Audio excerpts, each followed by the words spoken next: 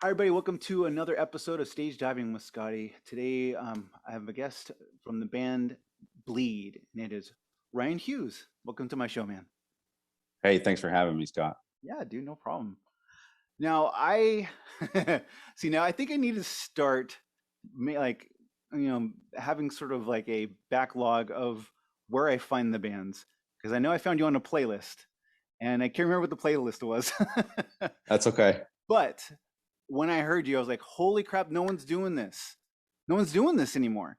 Because so your style reminded me, if I just be up front, it reminded me of the old school, like, yeah, like a Helmet meets Hum meets Handsome meets Sick. Silverchair, kind of all like in kind of squished together. So what it is I think what's cool is to hear a lot of bands now that were influenced, such as ours back in the day, such as like I said, like Handsome or Hum or Sunny Day Real Estate or Mineral or Get Up Kids, all that kind of stuff. And it's cool to hear those influences now and what they created out of that. This Yeah, own little their own little recipe of their own style. And to for me, sure. that's what Bleed was when I first heard it. I was like, why isn't anybody doing this style anymore? It was so refreshing to hear that kind of style. So I wanted to Yeah. just compliment you on that. Thank you. Thank you. Yeah. Yeah, no, I all of those references kind of hit the nail on the head, honestly, because I mean, those are some of my favorite bands. Like you said, bands like Hum, Helmet, Handsome. A lot of people don't know about Handsome. No. But both those two bands shared members with that band. So Yep. it's sick, right? Yes. And then you mentioned even a band like Mineral, and Mineral, I think, doesn't get the credit they deserve in heavy alternative rock, because in my mind, what makes that stuff more alternative, kind of post hardcore, uh, post grunge, even, Hmm. I think of the bands like Mineral, more emo bands, did more for that genre than people realize, because they brought the emotion into it, really. And I feel like without bands like that, it would just be stale.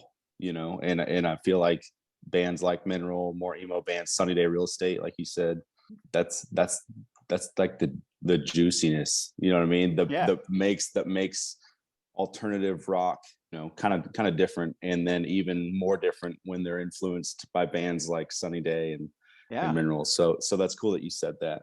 Yeah. It was interesting to hear that some people. Well, I don't know if you know this, but I actually got to interview Chris Simpson. I got to Oh, talk to really? him. Yeah, and it was. I was like, What? You want? Okay, yeah, Yeah. we'll talk." Yeah, let's do it. Yeah, hell yeah. No, Sick. he was fantastic. Yeah, he was very quiet. Very As be you would to expect. himself. Yeah. Yeah, I didn't expect anything different. Yes. Yeah.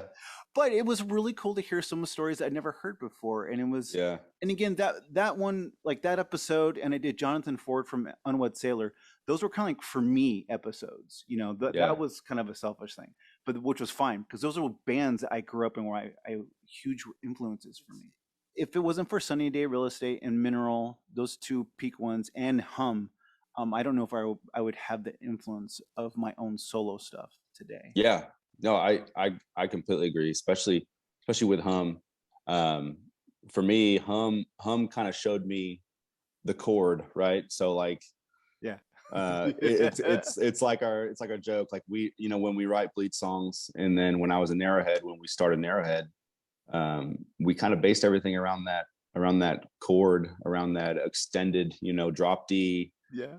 the power chord with the extended third finger, on the third string. Yep. And we would just make whole songs out of that chord. And to me, Hum showed me kind of that way, and kind of led me down the path of like, oh, we can do power chords, but we can make them more melodic Yeah. somehow, and bigger and heavier. And so I was ate up with bands like Hum, and Helmet did it a little bit, obviously, and then Deftones kind of took it and ran with it. Oh, that's you true. know That's true. yeah, Yeah. so bands like that. So yeah, Hum for me, obviously, a very big influence. So it's cool to hear that it's the same for you. So yeah, what did you think? And just kind of to music fans here, what did you think of the new one for them? Did you like it? So yeah, I actually loved it. I actually think that's my favorite Hum record. Really? Yeah. Oh, that's big. That's big. That's bold.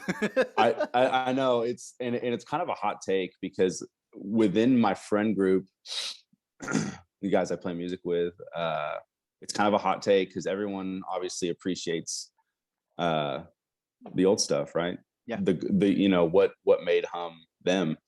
I think I'm kind of a nerd when it comes to production and sonics and how things sound, Yeah.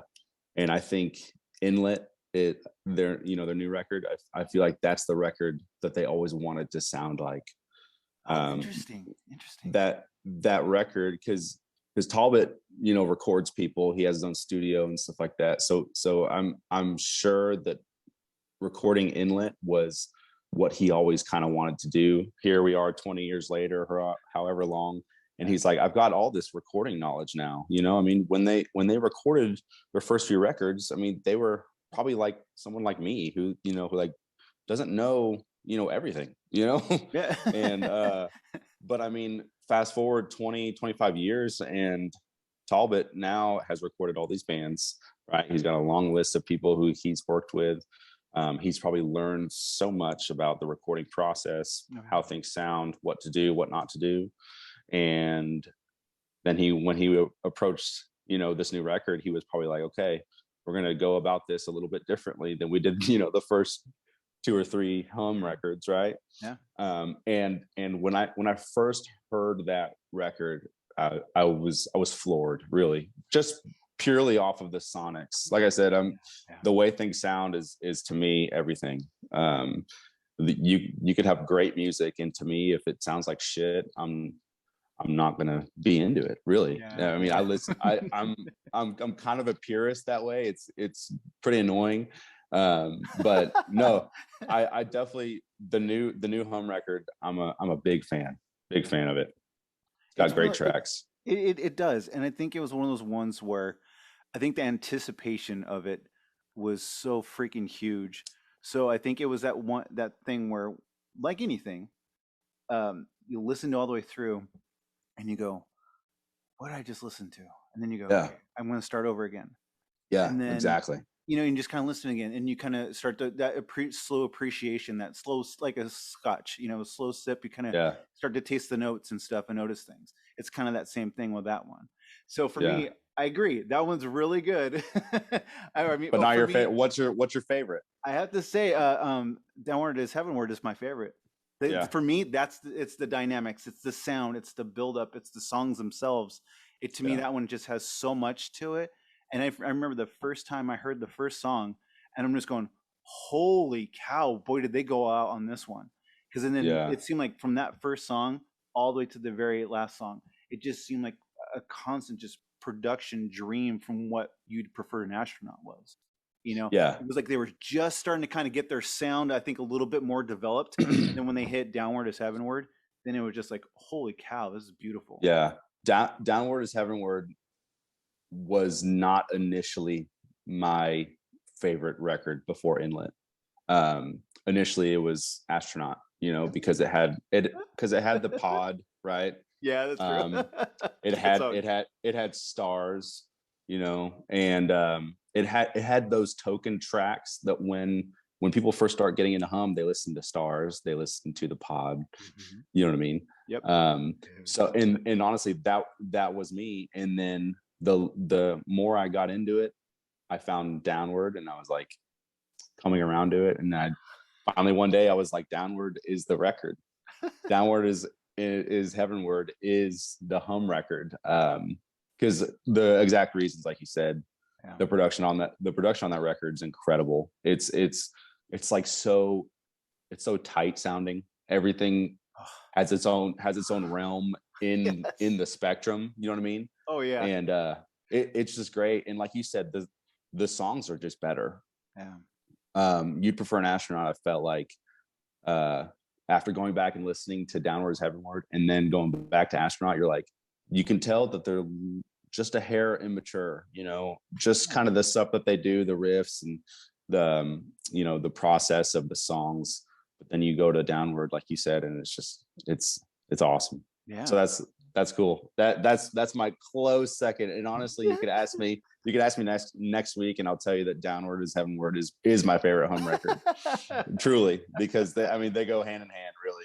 Inlet just sounds huge, and maybe next year I'll be like, okay, I'm over it, and back to Downward. No, that's great, man. I'm glad that was a huge influence on you, because that was that moment too when Stars came out. I was like, this is so, like, it's that slow intro and then the big heavy intro and then it coming in like that, and it was like, this is insane. Yeah. Just the thickness of it, and it was such a poppy song too, in a way, for whatever you want to call it, alternative rock pop song or emo song, and I think from them I really understood, like you said, the chords of, and they made me want to do that kind of fooling around with the drop D and whatnot and doing some funky stuff with it. And Helmet was the sort of intro to drop D for me. But when it came to Hum, it was like, you can do more than just open chord, drop D and stuff. You can create this beautiful sound. Yeah, and you can get a little pretty with it. Yeah, you get real pretty with it, but yet it can still have a hard edge to it. Exactly. And honestly, that's somewhat of the Bleed formula, I think. We're still kind of figuring it out because we're in the middle of writing the LP, but we from the beginning, just like Helmet, like you said, we wanted it to be heavy and very aggressive, because that's what we like, Helmet did an outstanding job, I think, with their first 3 records of really translating that you can be very aggressive but still not fit into this niche of metal. You're so easily accessible for both sides of the fence, I think. And I think that's what appeals to me about Helmet, is that they do that so well. So like you said, you can have a hard edge to it, and then you can also make it accessible with sonics and stuff like that. So it's cool. I feel like Helmet kind of got away from that, and the later albums I'm just going, not a fan. I thought Page Hamilton was just like, he took his jazz stuff way too to the next level. I only listen to the early stuff. I'm sorry, I hate to say that and sound like a hipster, but no. I don't listen to much new Helmet. I've gave it all the old college try, and I really tried to like it. There's a couple tracks off of Size Matters that are good. That's probably the only newer record that I'll spin every once in a while, but it's always Aftertaste, and it's always Betty. So for me, at least. What about Meantime? Not Meantime? I like Meantime. That's my third favorite.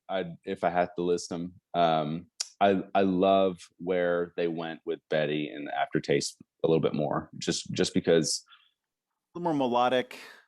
Some more for sure, and absolutely, and I feel like Meantime, like just like Hum, they were trying to figure it out, and it's like you listen to Meantime, and then you listen to one of the newer ones like Size Matters, and you're like, okay, this band has gone around the earth, right? But no, it's definitely Aftertaste for me. That's my favorite Helmet record, and probably one of my favorite records in general. Really? Yeah, for sure. I love the way that record sounds. Wow, okay. It's great. Very fantastic. Very interesting. Okay. Yeah, I got some hot takes. But I like that. But I like that.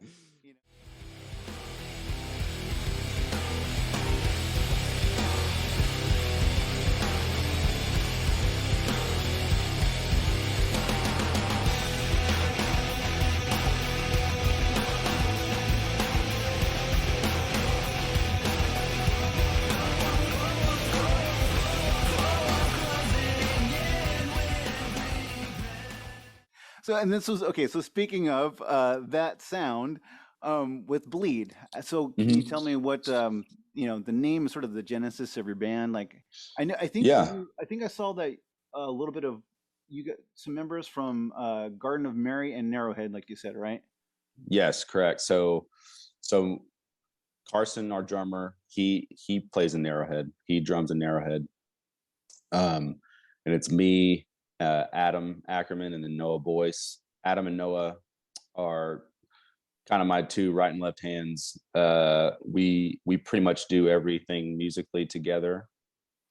We started Garden of Mary together, and then we're in a couple other metal and hardcore, death metal, metalcore bands.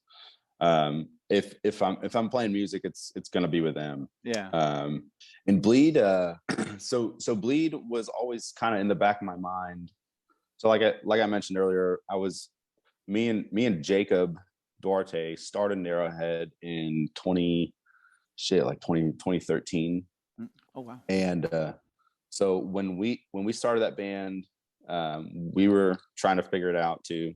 I knew where I wanted it to go somewhat, so did he, and we kind of meshed really, really well. We wrote a couple records, and then life happened to me. My now wife got pregnant with our first son, and so it was time to kind of do business, you know, Yeah. and kind of take life a little bit more seriously. So naturally, I ended up leaving Narrowhead and kind of focused on my family for a while. But it was still always kind of in the back of my head. I was like, I still have, you know, riffs to write, and I still want to, I still want to do a sound like this. But I wanted it to do it, you know, my way. And that was honestly the cool part about being in a band with Jacob. Me and Jacob are still great friends. I actually they did a tour with Quicksand, Narrowhead did, and I actually got to go out with them and play guitar with them. So that was cool to play all those old songs that we wrote together. That's rad. Yeah, it was sick. And but no, like I said, the Bleed sound was kind of always in the back of my head after Narrowhead, and so I kept pushing it off. And we developed some other projects. Garden of Mary started, some other hardcore metal bands, and then finally I was like, okay, I've kind of got enough to write an EP, you know. So let's kind of put the pen to the paper and kind of see what happens. And then it ended up working out really well. Originally, we didn't really have a drummer. We were just kind of writing. Noah and Adam both play drums, so they were kind of my writing partners with it, right? Oh, nice. And then finally, you know, we kind of showed some tracks to our friends, Carson being one of them, and Carson was like, dude, I would love to play drums in this. And I was like, come on, you know, let's do it. And Carson's the best drummer I know, hands down. Having him in the band is just a treat. So yeah, like I said, it just kind of was a natural progression. Some things needed to happen in my life to kind of pave the way for me to be able to do this at a later time. So I've loved the way that it kind of panned out, because I got to accomplish some other bands first, and now give Bleed the attention that I want to give it. So that's all that always kind of stuck with you, that particular style to form, because the other ones were. So then with Narrowhead and Garden of Mary, were those just kind of like that same thing where you're like, I want to try this style and just see what comes up or just fiddle with that and record, and then this other style? Because I mean, Garden of Mary is kind of like what, almost like an 80s alternative rock band, post-punk, post-punk, which is really cool. That's exactly it. Narrowhead started, and I was like, I mean, you know, you're probably the same way if you've been in, you know, more than one band at any time, that when you look back on your catalog, you're like, okay, I was really into this at this time, right? Yeah, and then I was really into that at this time. So same thing with Narrowhead and Garden of Mary. Really, Narrowhead, we started because I wanted to start a band that kind of sounded like Hum and Deftones, you know, and a little bit of Helmet and Handsome, you know, stuff like that. But I wanted it to be kind of atmospheric and kind of spacey, you know. Yeah. So that's how Narrowhead started. I ended up leaving Narrowhead, and then Adam and Noah approached me. They're like, hey, we're kind of getting into like post-punk and like, you know, 80s kind of rock and 80s alternative and stuff like that, goth, and we want to start a band like this for fun, right? And I was like, yeah, let's do it, you know. And I kind of got into that, and you know, we did Garden of Mary stuff, and so took some time off from that. And so yeah, absolutely, just like you said, it just kind of kind of write something and record it. This is just how me, Adam, and Noah work. Yeah. Is we put some effort into something, write it, record it, and just let it fly.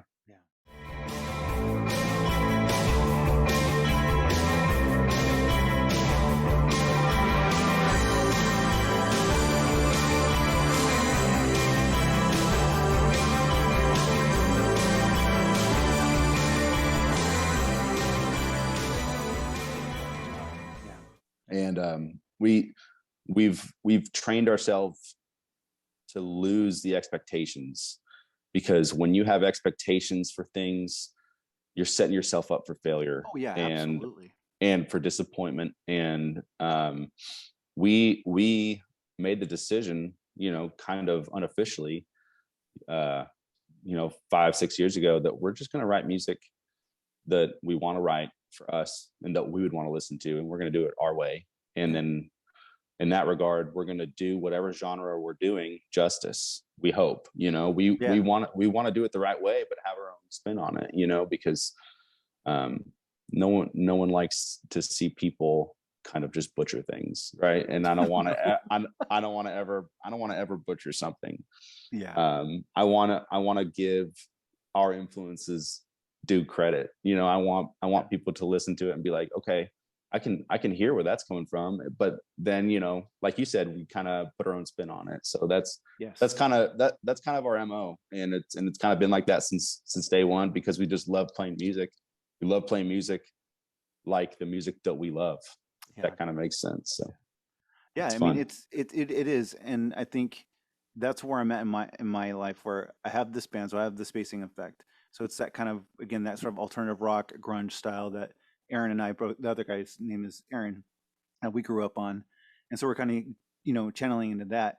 For me, I'm now finally I'm at a spot where I can actually do my emo stuff that I've always been influenced by now. Sick. So now I got songs that are kind of like hummish, kind of minerally, sunny day, real estate, and just able to focus on that. And because that's my real passion.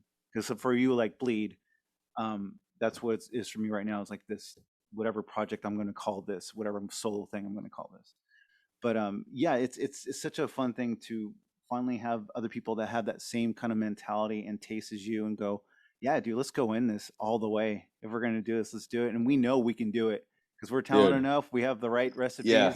We can nail this if we just focus and sit down and just exactly. That's it. I mean, you hit the nail on the head when, you just got to go as hard as you can, and just swing for the fence, like I said, and just go 100 miles an hour, because why do it any other way? Yeah. Like you said, and you gotta have some confidence too. You gotta have some confidence in yourself, saying that oh, sorry, I lost you. You're fine. saying that I can do this. Like I know what I want to write. I want to know what I want it to sound like. That's actually funny you say that, because so the Bleed EP took a year to come out, because we I don't think a lot of people know this, but we re-recorded the Bleed EP 3 times. Really? All 4 songs. Yeah. Why? Because it wasn't right. No, just the sound, and every time it wasn't right. So we went in the first time. So Noah recorded the drums for the most part, and Adam, I think, filled in a little bit. And we got through the recording process, and we were mixing, and it just wasn't clicking. It wasn't what we wanted to sound like, right? Oh, okay. So we're like, okay, screw it. Let's just restart. We'll keep the drums, but I'll just re-record all the guitars at home. So I was trying to do that, trying to make it work. You know how that goes. Yeah. And trying to make things happen and sound the way that it needed to sound. Yeah. Ended up back at square one. So we're like, okay, that's when Carson kind of came into the picture, and Carson was like, all right, so we got to start over. So we just started from scratch. We recorded with our dear friend Rubio, who we record pretty much all of our music with.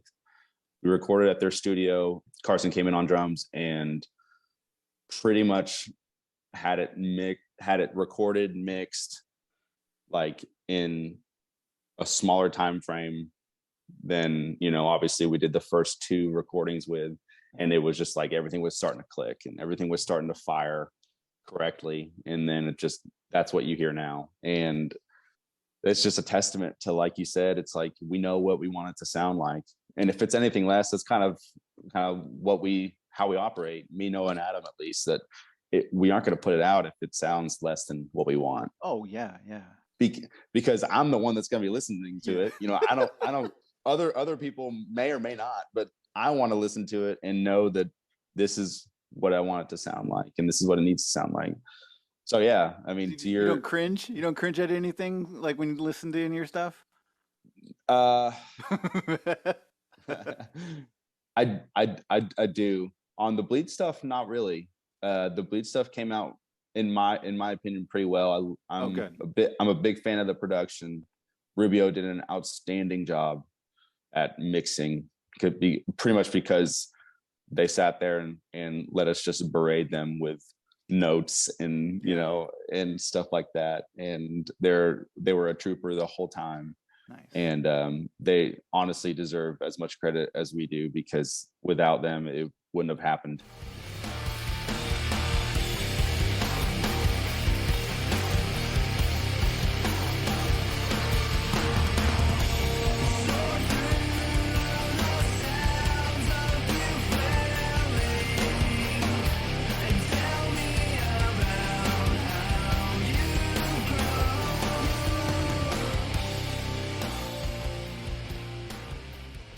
So the cringe thing, yeah. I mean, I go back and listen to like old demos and stuff like that, and you're like, "What are you doing?"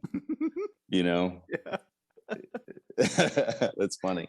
It's funny doing it even with just like demos, you know, because you kind of just throw a loop on or something like that for drums or anything like that to kind of get this riff, and you do like a riff, and you and you go, "Oh crap, I don't want to send that to so and so," and you're like, "That's just," but then like.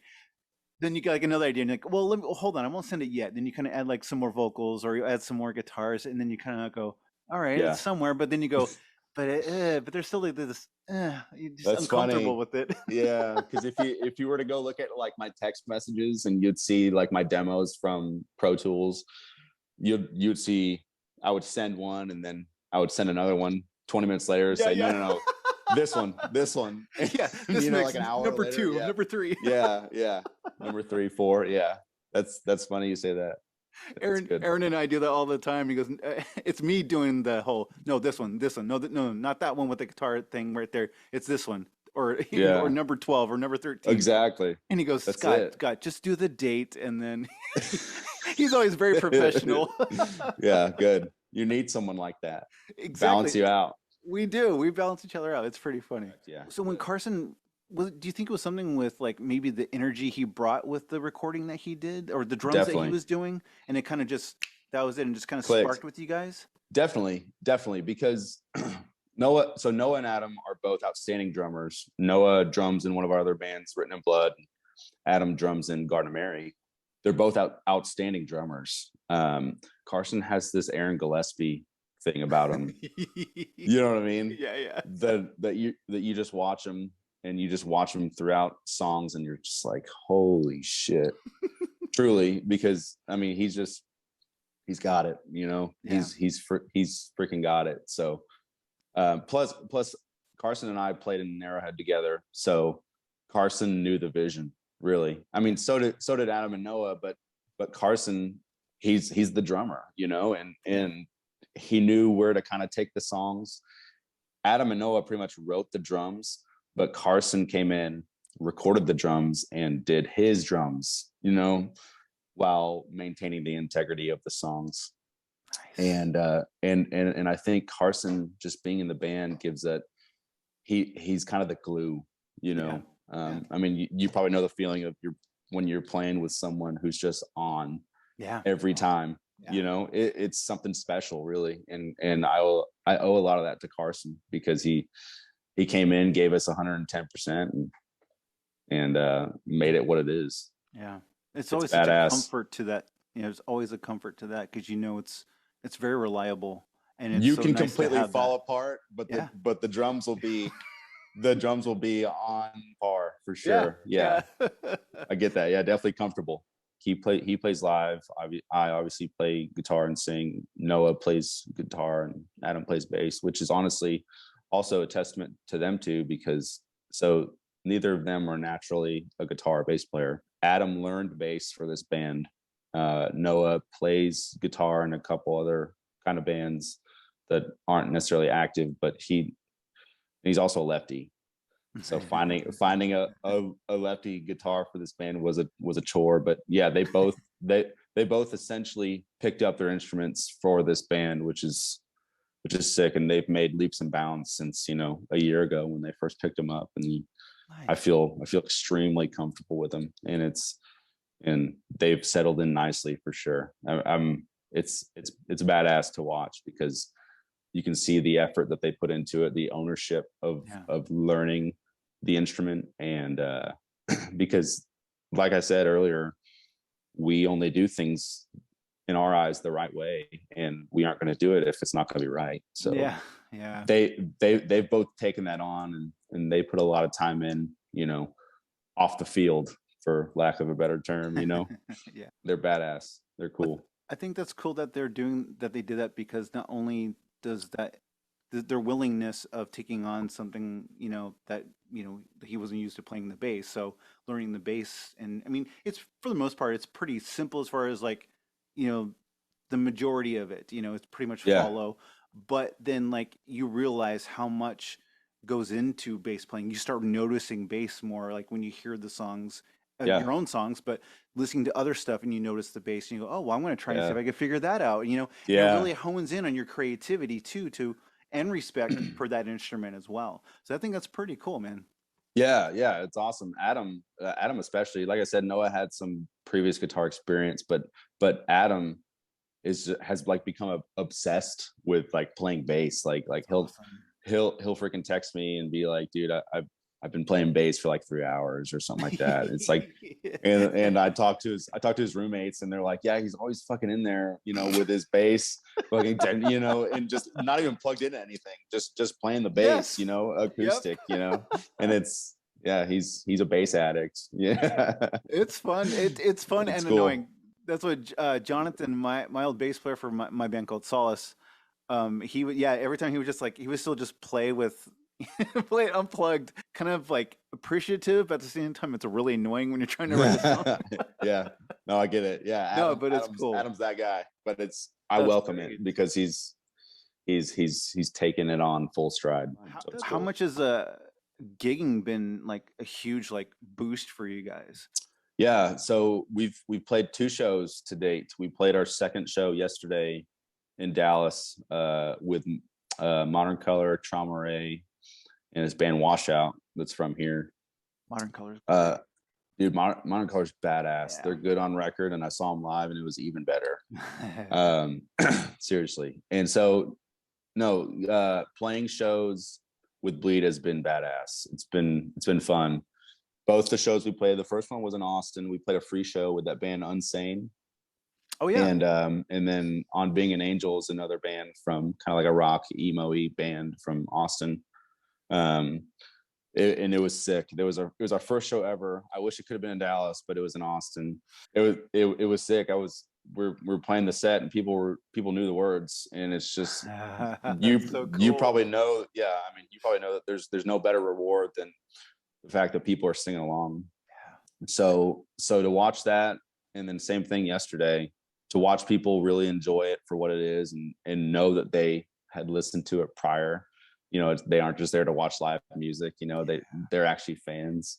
It's special, and it makes it all worth it. It makes all the freaking recording time and time spent agonizing over, does this sound right or wrong?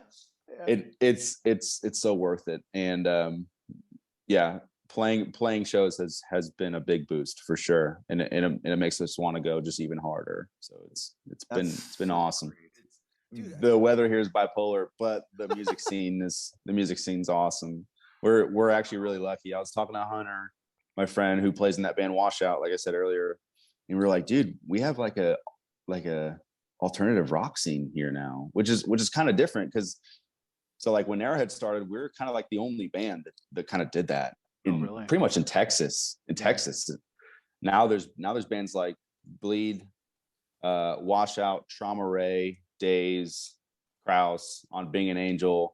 So like between, you know, Dallas, Austin, Houston, San Antonio, there's these bands that are just killing it.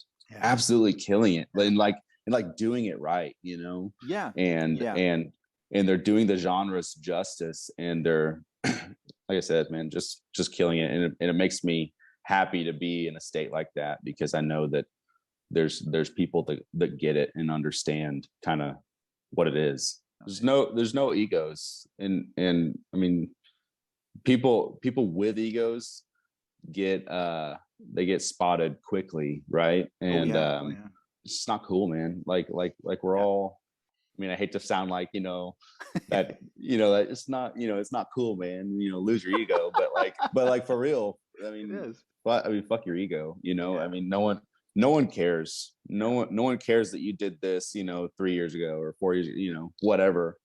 You're in this band, like no one cares. We're all adults, right? We're all human. So I mean, it is what it is. I mean, just and it's sick because like I don't want anyone to listen to Bleed just because like I was in Arrowhead or Carson is in Arrowhead or you know, we're in Garden Mary or anything like that.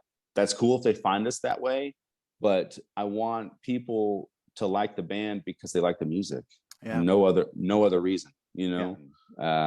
That actually happened at the show yesterday. My wife was there, and she saw a friend from high school, and her friend from high school was a big fan of Arrowhead. And then like we started playing, and he clicked, I guess, put two and two together, and was like, holy shit, I had no idea. And that's cool to me, because then it's so honest and pure, you know what I mean? They're there for the music, you know, and that's what it's all about, I think.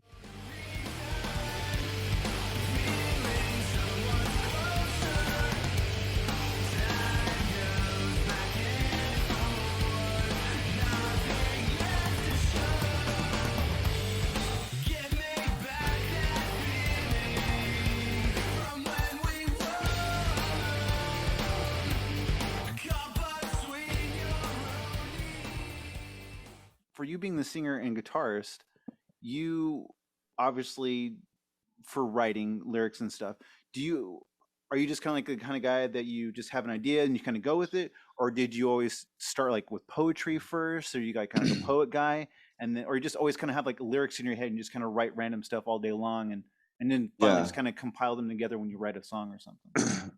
Honestly, my kind of process, it might be unorthodox, however, but I come up with the melody first, because I think the melody's gotta deliver just as much as the music does and the lyrics. So I'll kind of hum the melody that I kind of want to do, and then I'll kind of fit in like practice words, rough draft words that I want it to kind of sound like, and then I'll kind of craft lyrics around that.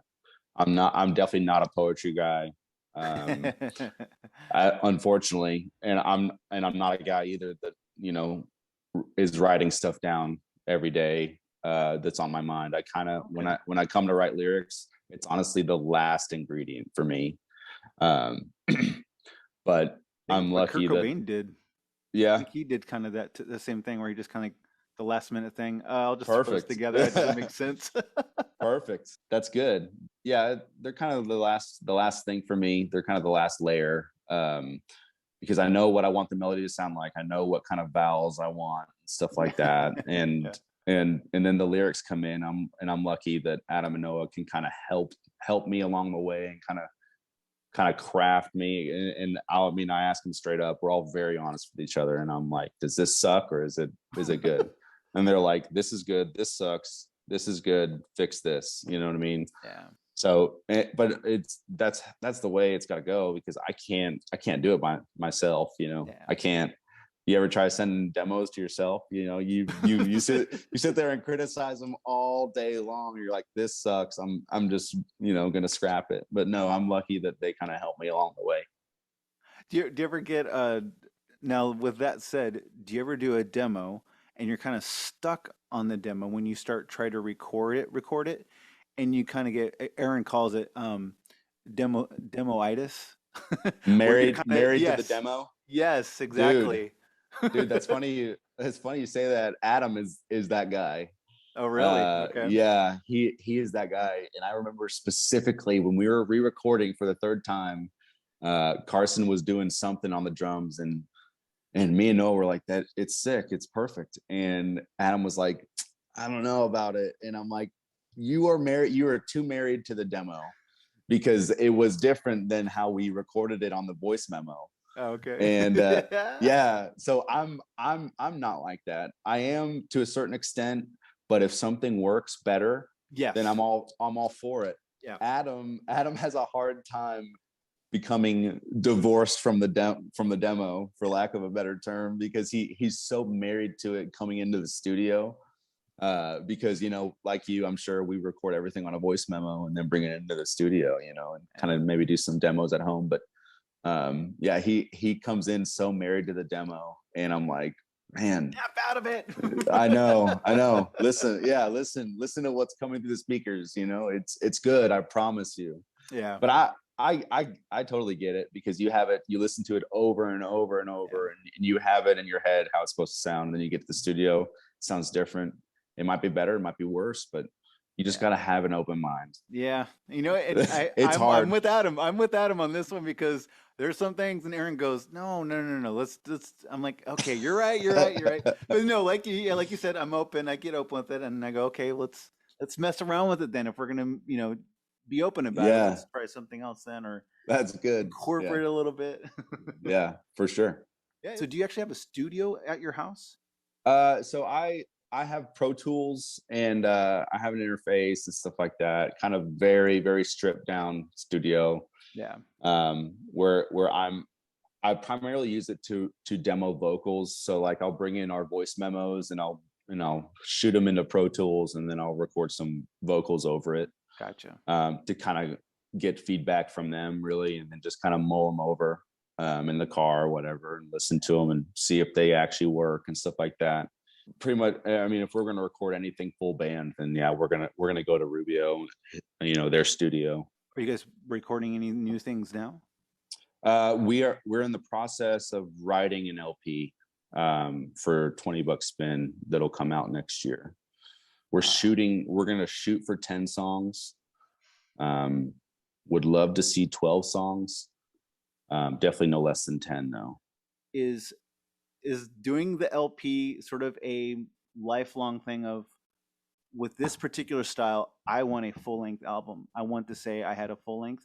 Or is it something where you just have so much material, you're like, well, let's just give it all, let's all hand it all out.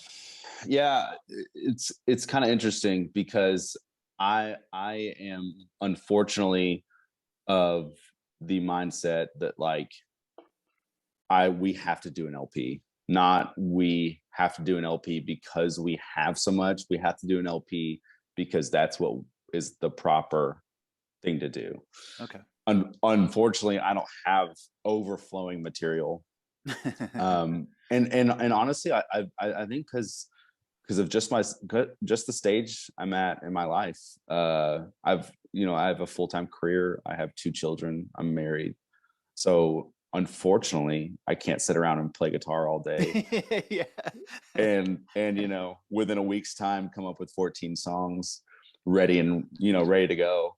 I used to be that way, when I was, 22, 23, but I'm almost 30 now. So it's kind of the lack of time, I think, has kind of worked against that. Yeah. But I know that these bands have to, especially Bleed, we have to do an LP. We did an EP, and then, like you said, you get to that point where you're like, okay, we have to do this because it's what has to happen. We got to do a proper, full length record. So I wish I had overflowing material. That'd be great.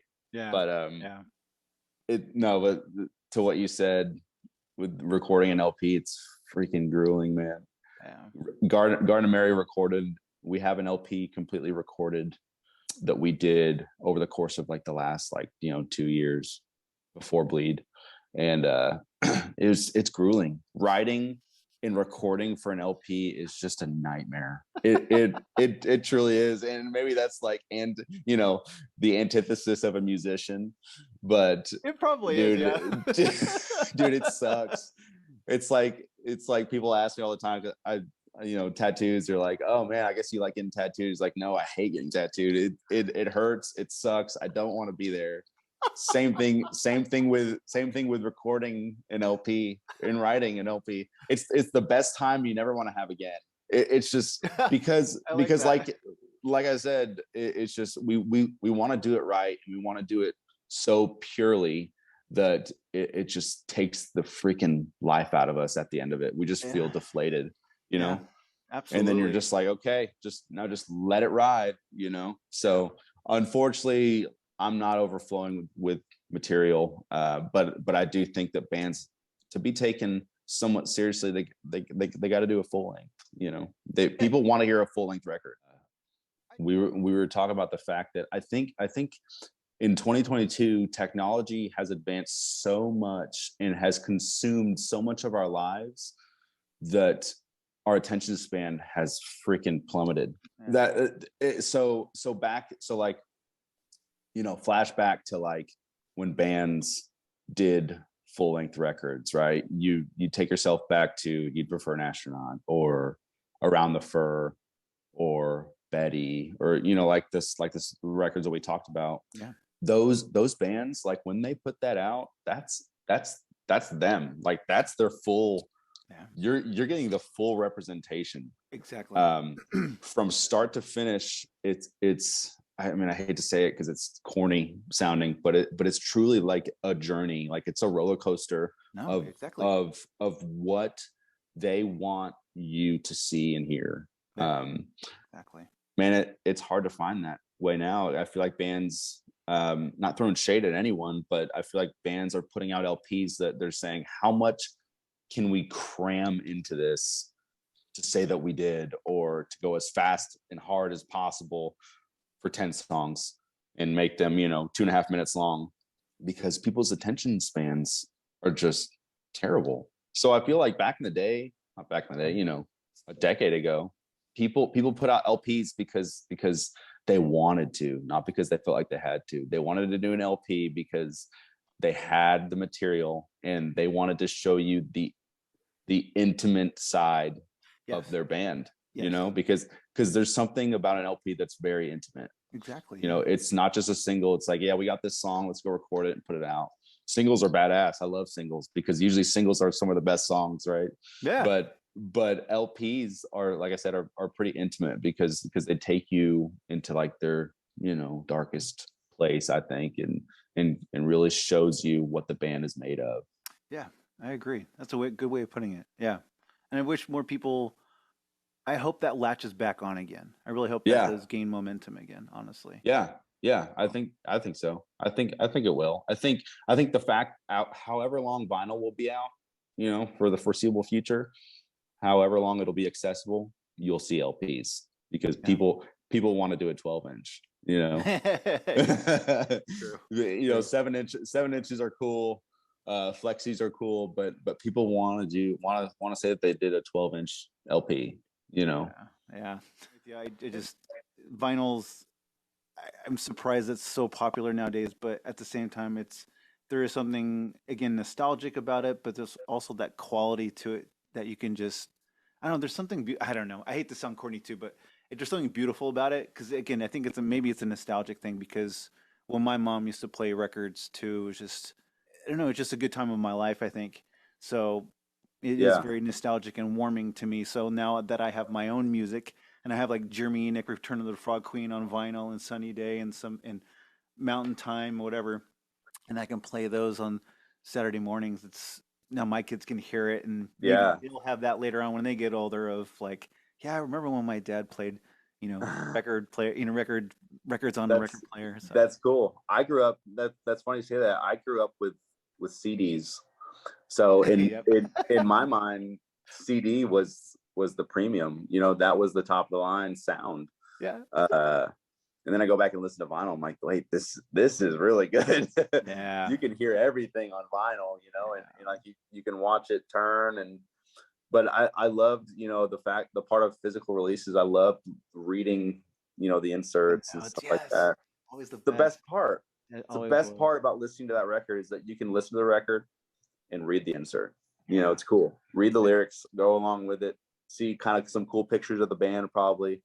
And then I liked a lot of metalcore bands did this in like the early 2000s. They'd be like, so we use these guitars, we use these amps. Yeah. You know, you remember when bands did that?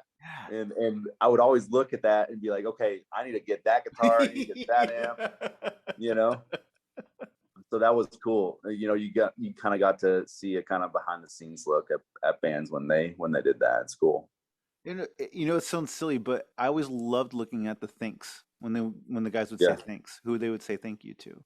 And I always thought one day I either want to be on one of those, you know, someone thanking me, or I want to be the one saying thank you to my family. You know. Dude, absolutely. Yeah, those thank yous are personal, you know, because I mean, it's a big part of the record. Those are people that made the record happen, really, you know. The people that also took the time, like our spouses, just, you know, supporting us and then trying to encourage us and having us give the time. Like now. I'm very blessed that Maddie, my wife, lets me still venture down this road, you know. She's pretty awesome. She definitely holds it down at home so that I'm able to do this. So it's awesome. Cool. No, that's just like you. I can see, you know, your wife letting you. Yeah, she's we've been best friends for almost 30 years and been married for 20. So holy moly. Yeah. That's awesome. She's awesome, man. We've been through the roller coaster of it all, and we stick with each other. So yeah, that's good. It's important. So important. she's going like this. That's the best. As long as she's up here. Crap. What? As long as she's up here more than she's down here. Oh right? Yeah, well yeah.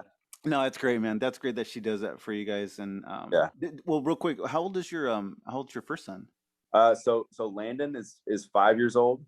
And then Charlie is our younger one. He just turned 1. I love that, Charlie. Yeah, man, that's great. Now, have you? One is just turned 12, and the other one's 15, and he has autism. So okay, that's a challenge in itself. And so you got a teenager autistic kid going through puberty, and it's not a good combo. But you know what? It's funny. But no matter what, though, as hard as it's been, he has such an interesting perspective on things. So it's very cool. It really adjusts sometimes when you're not looking at things a certain way, or his reactions a certain way, or he's not interacting a certain way, but he says something and it catches you off guard, and you go, "Holy crap! I didn't think about that." You know, and it kind of takes you a minute, and you go, "Okay, I need to adjust these." Yeah. That's awesome. But it's cool. I mean, they're thinking that way for a reason, and it's probably, you know, he's helping you probably just as much as you help him. You know what I mean? Yeah. And I mean, just through life and everything. I've got a couple friends from work that their kids have autism, and really magnificent people. You know, they're just incredible, and I'm sure that there's tons of hard times. I couldn't imagine from some of the stories I've heard, but as long as they're coupled with you know, some good stories too, then it all evens out. It does. And I know we do our little motions and our you know things, but for the most part, it's been really cool. The good stuff has always outweighed the bad. So it always does. And again, it takes the right mentality.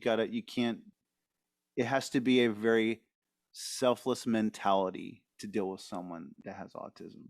And you know, it's a beautiful thing too, is when you go online and you see some of these kids and her older adults now and stuff, and they're making something with their lives, like these amazing.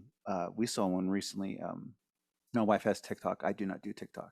But, but it was this kid who has autism, and when he does this, he has these model cars and stuff, and he'll set up like a table, and he'll go to a certain location where like there's like a diner, right? And he'll set it outside the diner, back away. He'll set these cars up, and he'll take pictures, and it looks like an old school diner setup, Really? like with professional picture. And he set Wow. all these settings. I would have to show you sometime, like send it to you. But it's That's, amazing. He did this, and this other kid too, who's an adult now, and people just give him random animals to draw, these mixtures of animals, and he just draws them right immediately. And they're wow. silly and fun, but he's making it for himself, and it's so beautiful to see that Yeah.